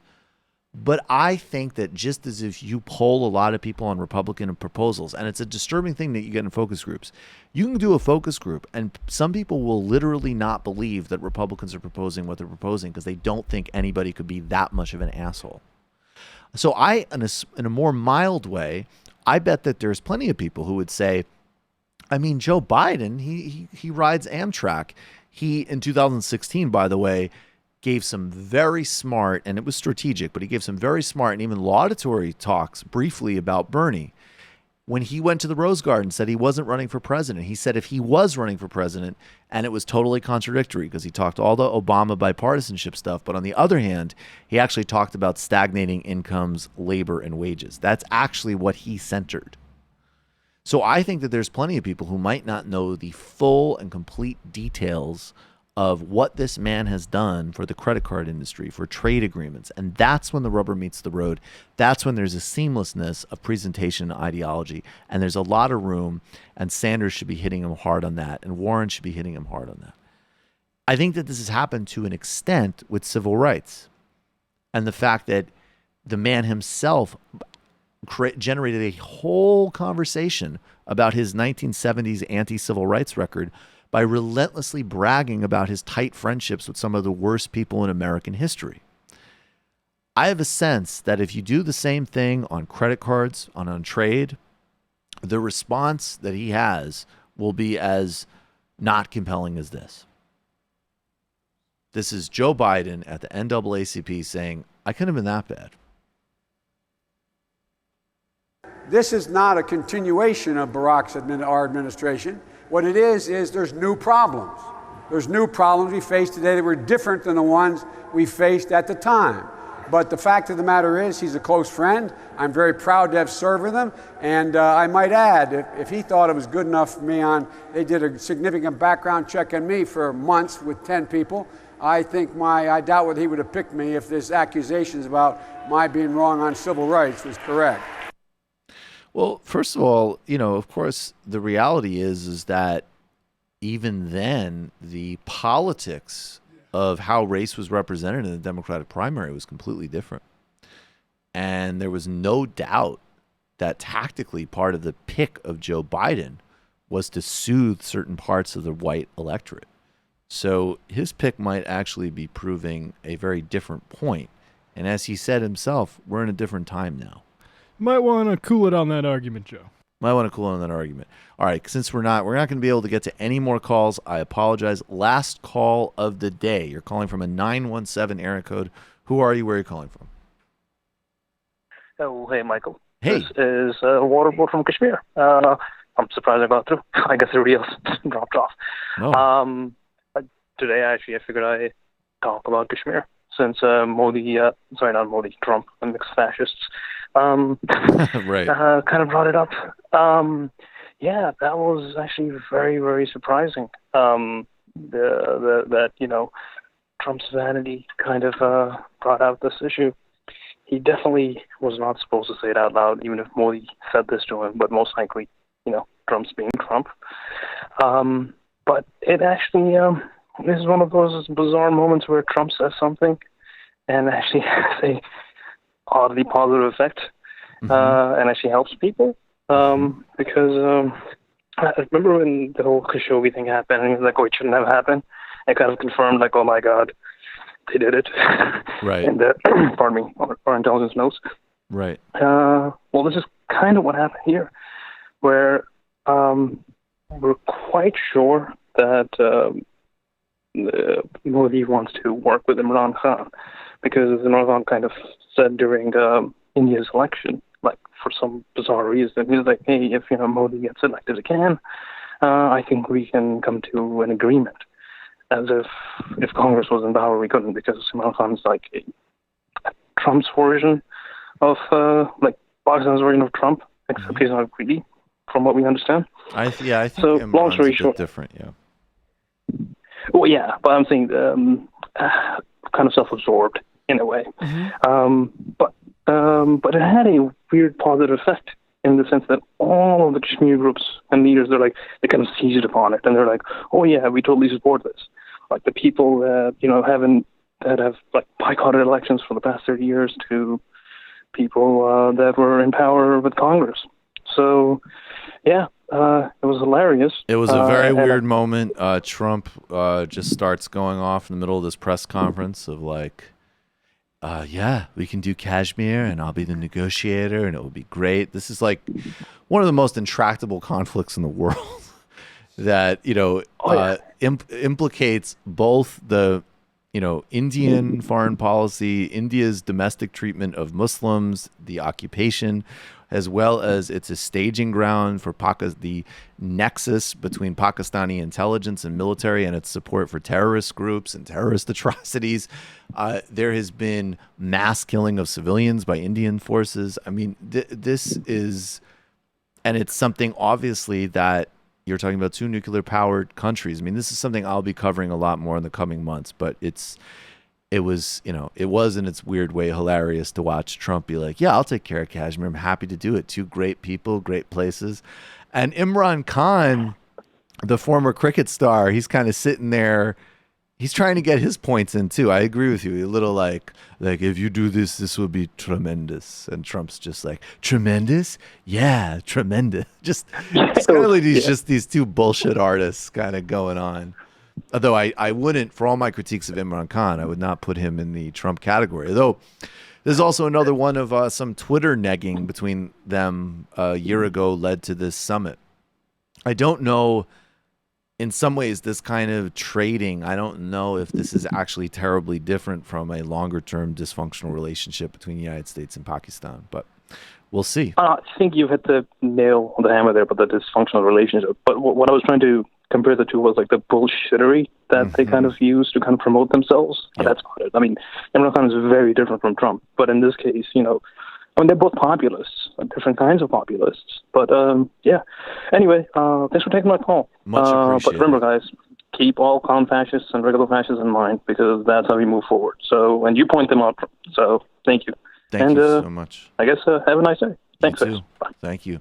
Sorry, folks, no more calls. I'll read a few more IMs and do a few videos. Apologies, we just have to end earlier today. But I mean, my God, guys, what do you want from us? Matt's been streaming for 13 hours. Bullprog. I can't tell how many people conflate the Russian narrative beyond Putin and the oligarchs to Russia as a nation, whether from the liberal resistance angle or the progressive anti-nationalist xenophobic angle. I mean, look, all I could tell you is, I mean, it's quite clear how it is in public discourse. It's conspiratorial. It's ridiculous.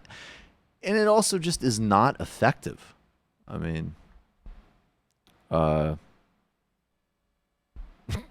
Thames Darwin is wondering if I could pass a message to Matt, which is it looks like you have some dirt on your upper lip.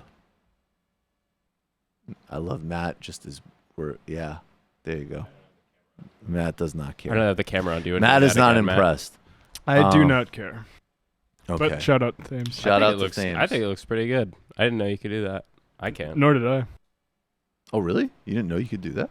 I mean, I've approached it, but never really actually shaved a mustache. I mean, I mainly think it's kind of funny, to be honest. My mom has never seen my dad without a mustache. Get out. That's crazy. Beer Brains. Did you all hear yesterday's The Daily? They were talking about Trump's... Is this Bear Brains? Yeah. Bear Brains made the shirt that I wore to the beach. Actually, where I got my sunburn. God! I gotta order my own, man. So Bear Brains is a artist. Before we get to his let's see if I can find it. I'll put this up. I went to the beach in Bear Brains' recovery mode T-shirt. Brendan, I don't know if you want to put this up there. It's at Robert Moses State Park, and Bear Brains made this shirt recovery mode of a brain in a hammock with a high-level ideas book discarded on the sand, and it was a great shirt. So thank you, Bear Brains. You can go to Instagram if you want to find the link. Go to Instagram. I gotta get mine, man. Matt, if podcasting never works out or doesn't work out, you could just model, man. Oh yeah, thank you, Brendan. Looks good. What is it? It's the book says high-level ideas. HILs. And the brain. And the brain has shades on. All right, I'm sorry that we have, but we really do need to play this because I just think it's very important. Let's play 2 more pieces of sound. Oh, sorry. Did you all hear the yesterday's Daily? They were talking about Trump's polling in heavily white swing states, basically saying we can end up with another upside siren election where popular vote is even more Democratic, but Trump is still strong in Wisconsin, going hard for the white vote, and that seems an uphill battle overall, but the clearest vote path is the white vote in the Rust Belt, not so subtly saying Biden's the best bet to get there. So look, it's not debatable that you need to win those Rust Belt states. And again, this is another obvious argument for Bernie Sanders. How do you pull those votes? There is absolutely an economically populist path to those votes. There is. That's there. That's Sherrod Brown winning a significant re-election margin a couple of months ago, right? That is there. And again, another irony that you will see in the media war on Bernie of the next several months is that you will see people who on one hand will be out on Twitter or whatever, in some cases with the most ludicrous, scolding, dumb, reductionist, woke takes imaginable. And then they'll also flip and back Joe Biden because they don't want an actual serious policy set. So I think that, yes, that's a big danger. That is how Trump wins re-election. I have near certainty he'll lose the popular vote again. I think that's almost definite. The guy is not popular. We have an antiquated system that obviously we should get rid of in the Electoral College. And that means that you have a certain path. If you go to Wisconsin and Pennsylvania to beat Trump, you have to have a convincing, compelling economic alternative. And by the way, once again, not just for white voters, also the black voters who stayed home. There's a much bigger pool of voters there. That needs to be got, and that's another slam dunk case for Bernie Sanders. And a question mark around Biden, and definitely question marks across the field. The specifics of the Rust Belt path is a clear case for why Bernie Sanders is not only the right, but the smart choice. This is important. This is in Kansas. So we talked earlier, and new reports come out of these facilities every day. People sleeping on bathroom floors, not being allowed to take a shower for weeks, not getting medicine, We know people are dying in custody. This is a world-scale assault on human beings. It's a foundational violation of rights. It's a foundational war on those who are already some of the most vulnerable people in the world. It's barbarous, it's evil, it's fascistic, and any corporation, any person, and certainly any governmental body complicit in this needs to be defeated and more broadly held accountable. We need to expose these things. We need human change. We need to have solidarity. And this is also how far ICE will go. This is footage from Kansas City of ICE agents smashing a window to get an undocumented woman. They claim that they have a paperless warrant. She has 2 children in the car, and she's on her way to a therapy appointment with a 7-month-old. This is the face.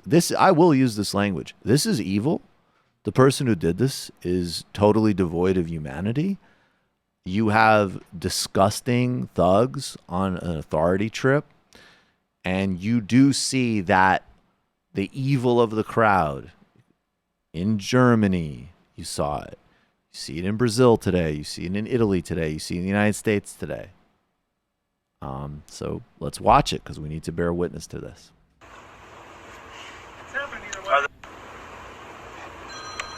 You just can't break my window.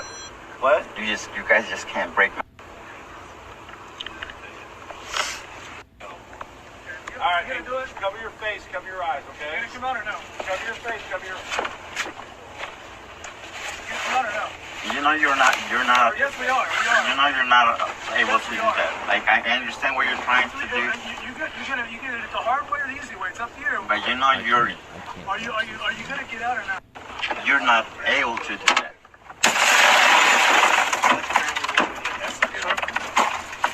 Floor don't. Floor don't. Come on, buddy. Don't resist, man. Hold on.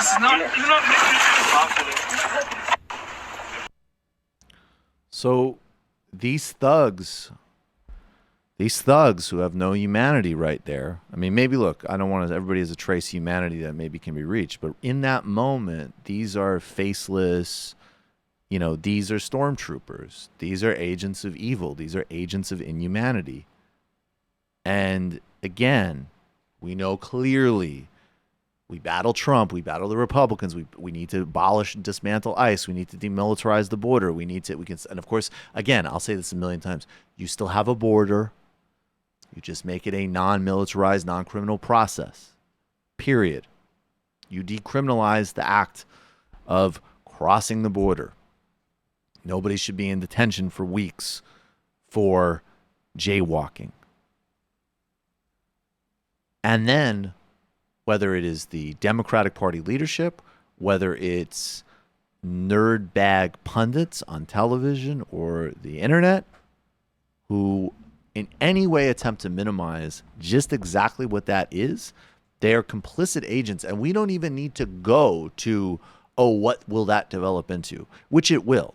It will grow and metastasize. But that's secondary. You're complicit now. There's children dying now. This could, by the way, stay into perpetuity. And we could still have a relatively quote unquote normal, we can do our show. People who are, are documented, people all, go about, do their business, whatever. And this can be ongoing. And that would be you being complicit in a form of fascism and barbarism and murder right now. What's this, Matt? This is a brand new video by 3 Arrows, which is a really good YouTube account that does a lot of Crowder and Sargon sort of debunking. And he did one, How Societies Turn Cruel, featuring Sargon Makad, where Sargon basically goes off on AOC for calling them concentration camps. 3 Arrows does a harrowing comparison between the concentration camps in Germany and what's going on here. Basically, like he does this hypothetical where it's like, what if this basically about raising alarm in a similar way AOC is. You can find parallels going on in Germany, and those concentration camps, if I'm not mistaken, pre-existed the Nazi party taking power. So like even like it's not like there's a lot of terrifying parallels. So check that out if you want to shore up your arguments when it comes to the fact that these are concentration camps. Absolutely. All right, let's play one last piece of sound, then a few IMs. You guys want to do this Tucker thing last? Okay. This is Tucker Carlson with Josh Hawley. Josh Hawley is a senator from Missouri, I believe. He was somebody who used his own son's medical condition in a campaign ad to say that he would never vote to undermine people with pre-existing conditions, and then, of course, supported repealing the ACA. Though I do think this clip is important because I think the standard liberal response to this is not going to do the job we need it to do. But we will note the obvious hypocrisies of this, but there needs to be a bigger strategy. Let's watch Tucker Carlson and Senator Hawley. What's so interesting is the left is suddenly in the position of defending the prerogatives of the ruling class. I mean, here you are a Republican taking up for the interests of people who, make 40 grand a year.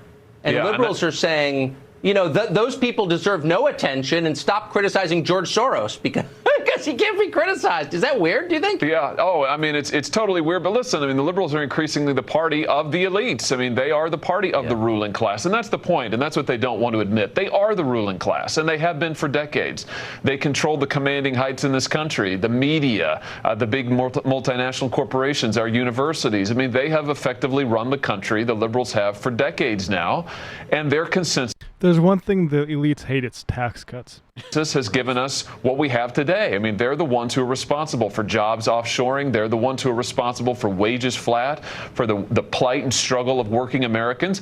Working Americans, ordinary Americans in places like where I grew up in rural Missouri, they just want somebody to speak for them and to be constantly told that they're bigots and they're racists and their lives don't matter and their views don't. They're tired of that.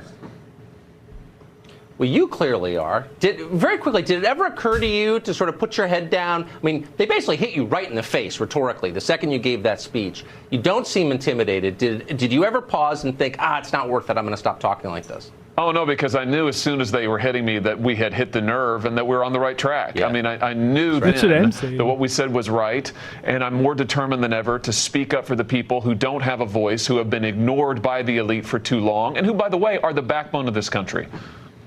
Amen. So nicely put. Good for you. Godspeed. What a charlatan, man. That's the word, is definitely charlatan. But let's work it backwards, because look, there's the obvious stuff that everybody's going to jump to here, which is, okay, who's actually been in charge of the country for decades? Look, if you want to redefine the word liberal and use it in its classical sense, maybe. Okay, sure.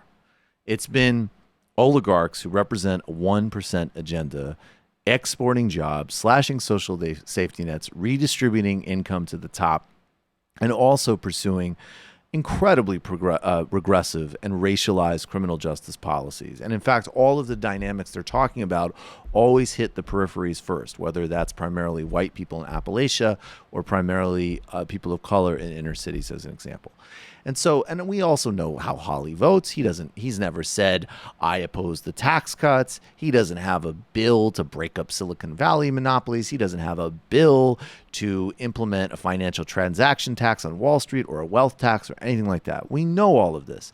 And this is actually a very interesting juxtaposition because Tucker Carlson as a media personality can have more room to occasionally deviate on actual policy issues to feed this brand. As a politician, when at the end of the day you're a Republican, so you're funded by an incredibly narrow set of elite financial interests, there's a lot less room for the substance of pretend populism.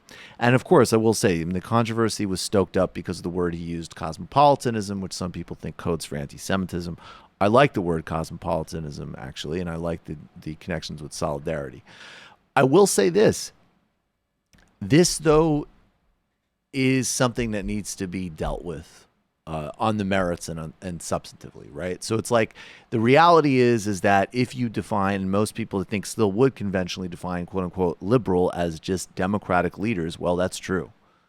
No one's a bigger free trader than Barack Obama or Bill Clinton.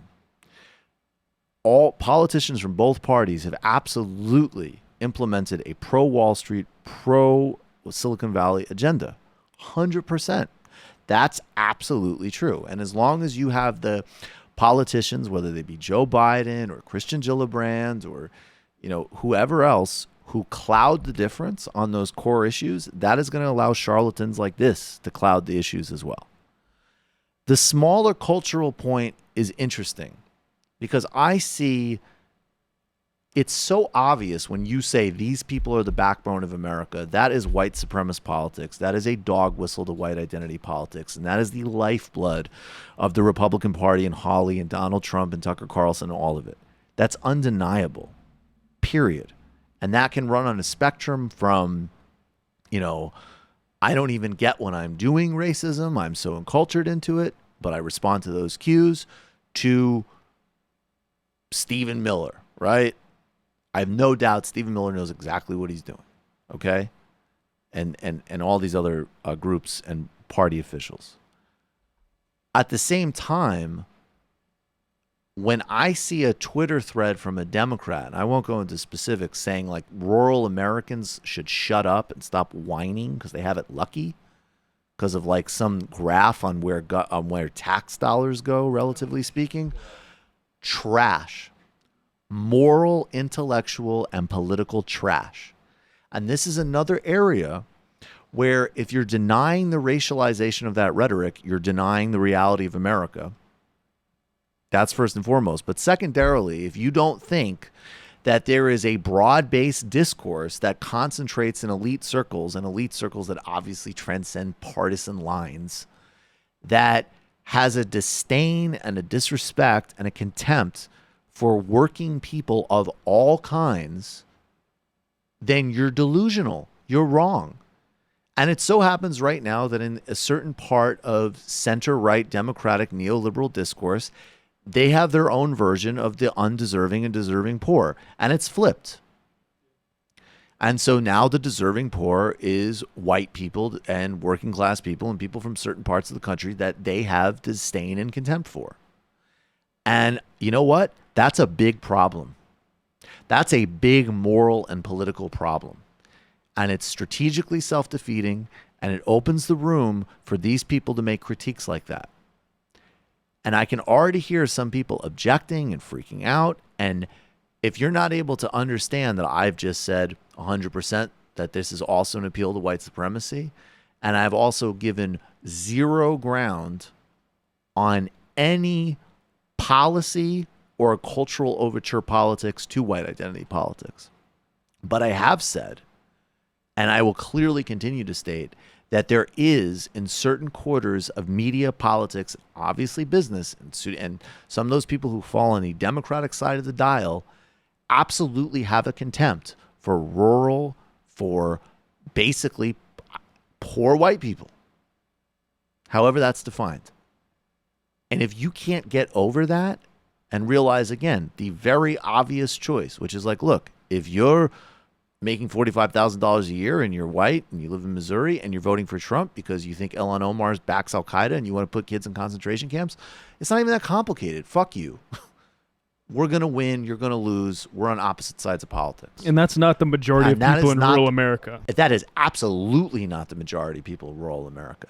But if you can't get that actually the majority of people in rural America are people who have been fucked over by credit card companies and trade agreements and all the other things that have so hurt most people in this country in a material, real way that makes up most of their lives, and you think, and again, let's be real, because most of the policy set of even so-called woke Democrats are still actually quite right-wing and quite corporate friendly, you will not only be morally and politically and policy-wise wrong, you will be doing the work of assholes like this. Because if you had the Democratic Party of people who speak clearly and plainly for real people, whether it's Rashida Tlaib or Bernie Sanders or Ilhan Omar, whoever, and real working people in Appalachia, Missouri, whatever, Canarsie, that would pop the tires out of this shit. But as long as people indulge in that, it leaves an opening. So, so I'm not going to, especially with Tucker, because it's potent. I'm not going to just play clips and point out that he's a hypocrite and an asshole. Everybody knows that in this circle. Tucker Carlson's a racist. He's a hypocrite. He's an asshole. How you actually defeat him and defeat Ollie is going to take some actual strategic assessment, and the reaction that people have against rural America and a different narrative of deserving poor people is fucked up, stupid, and gives them room. So I'll leave you with that. Yeah, it's the dark side of meritocracy with white people, because precisely. It's just saying, oh, you're white, you've been given every advantage, and you haven't taken advantage of it, and you don't earn it, you haven't earned anything, and so you get nothing. And it's also economic illiteracy, because again, you can be real that yes, is there white privilege that exists universally? Yes, some version of it does. Conversely, no. There's tons of white people who have absolutely not been given every advantage. And in fact, a discourse that could tell somebody who grew up making, $15,000 a year on public welfare with no job prospects, chronic health problems, and environmental pollution, that they had every potential given to them, is not only delusional, economically illiterate, it's so awe-inspiringly stupid and divorced from reality that, again, it gives these people talking points. And he doesn't need to have that policy to do this. He can just continue to go on bromides and win that way. Precisely. Which is why that's the silver lining here, is that Democrats now have to do something. If there's a young guy like Hawley doing Reaganism with, populism in the Midwest. And that's it. And I just talked about this with Bree Joy when we were talking about Lula and we were talking about Brazil.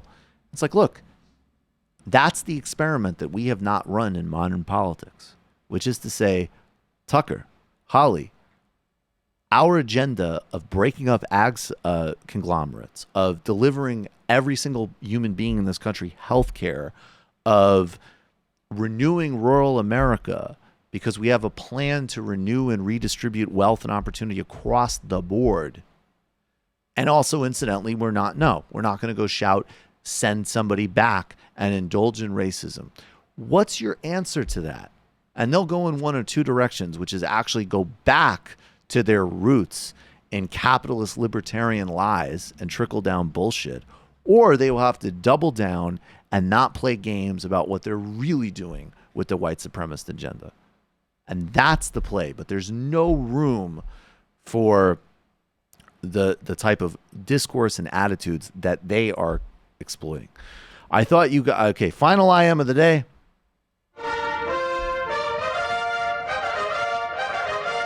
Jay Cool, I thought you guys should know TYT had an interview with Scaramucci last night. Awesome. The whole thing was a joke, but the best part was the correction he made on past statements. He said Bannon would be physically incapable of fellatioing himself. That's awesome. We should get Scaramucci on. All right, everybody, we're back tomorrow. It might take all the strength I got to get to where I want, but I know somehow I'm gonna get there. I wasn't looking when I just got caught between the truth and the light bar. But finding out won't make me feel any better. Yeah, I know the clock is ticking, but the meds are gonna kick in, and my pilot light shining bright. I guess somewhere the choice was made for the option where you don't get paid, for the road that bends before it finally breaks you. I guess somehow